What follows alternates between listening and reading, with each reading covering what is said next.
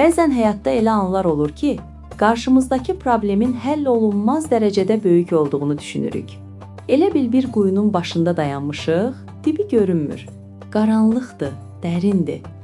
Amma gəlin bugün bir həqiqətlə üzləşək.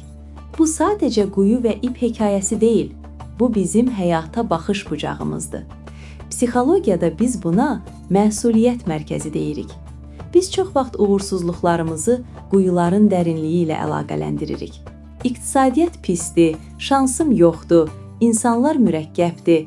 Amma əslində problem xarici aləmdə deyil, bizim əlimizdəki alətin, yəni düşüncə tərzimizin yetərsizliyindədir. Kvant fizikasında müşahidəçi reallığı formalaşdırır. Sizin neyron əlaqələriniz, yəni ipiniz nə qədər qısadırsa, reallığın dərinliyinə o qədər az nüfuz edə bilirsiniz. Əgər quyudan su çıxara bilmirsinizsə, quyunu doldurmağa çalışmayın. İpinizi uzadın. Yəni elminizi, səbrinizi, strategiyanızı və ən əsası özünüzə olan inamınızı artırın.